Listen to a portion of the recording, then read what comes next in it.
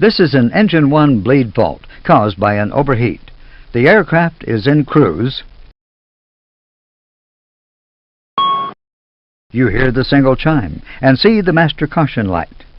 Extinguish the master caution.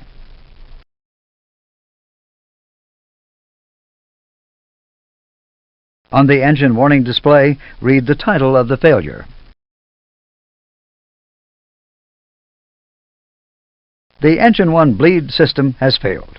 On the bleed system page, which has been called automatically, the bleed air temperature is displayed amber because it is abnormally high.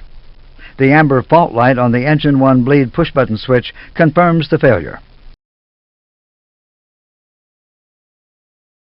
The bleed monitoring computer detects the overheat and automatically closes the bleed valve to protect the system.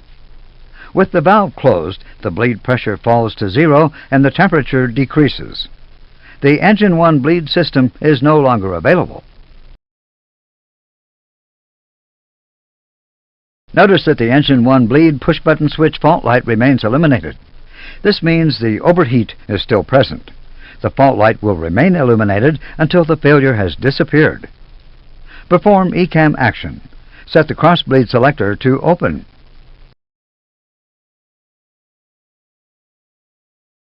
Observe the ECAM.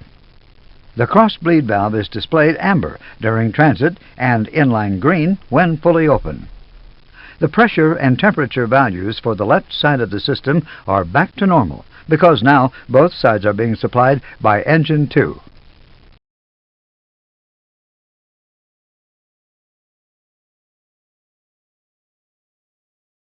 After review and confirmation, clear air.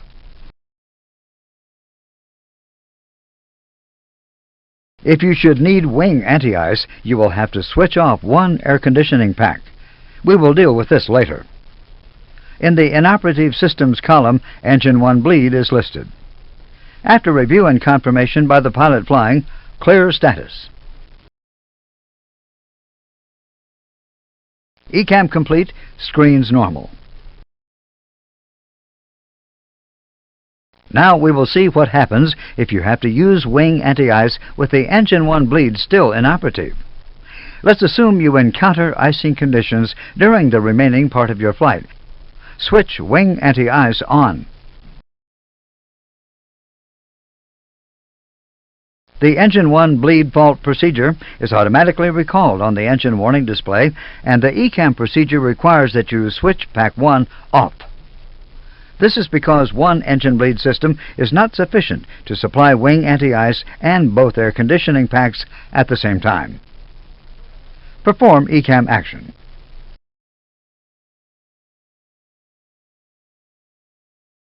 After review and confirmation, clear air.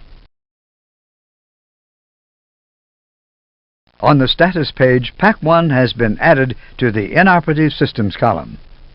After review and confirmation, clear status.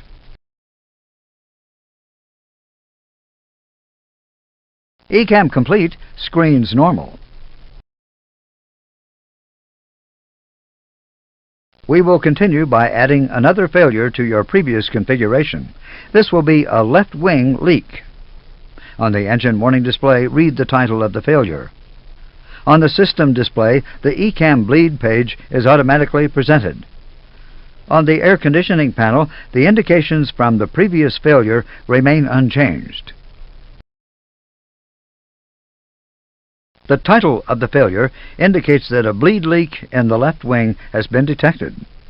The left side of the bleed system has to be shut down in order to prevent any damage from leaking hot air.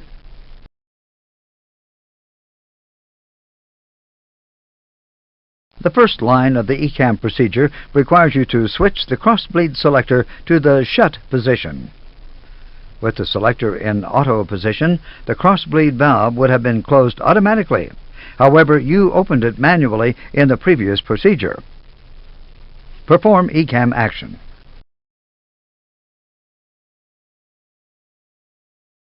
Observe the indications. The cross-bleed valve closes. The pressure in the left bleed system returns to 0. Since there is no bleed air, the left wing anti-ice valve indication becomes amber. The wing anti-ice indications will be explained further in a later module. Continue ECAM action.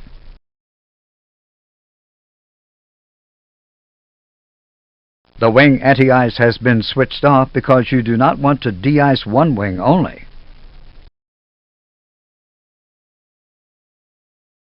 The ECAM advises you to avoid icing conditions for the remaining part of the flight.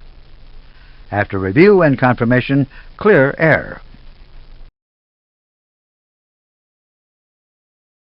The status page also informs you that you must avoid icing conditions. The wing anti-ice has been added to the inoperative systems column. The engine 1 bleed and pack 1 remain from the previous failure. After review and confirmation from the pilot flying, clear status.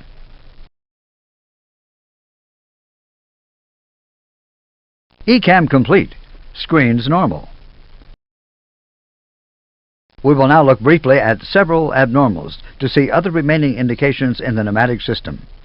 The ECAM procedures will not be performed.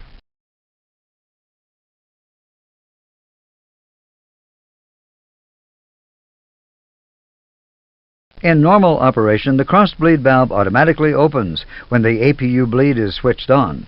If it should fail to open, there is an ECAM caution and the cross-bleed valve is displayed cross-line amber to indicate disagreement.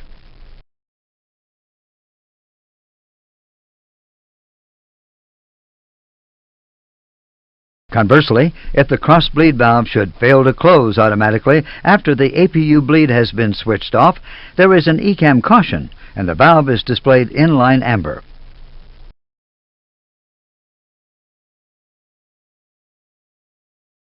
The engine bleed valves and the high-pressure valves are also displayed amber if their position disagrees with the normal position.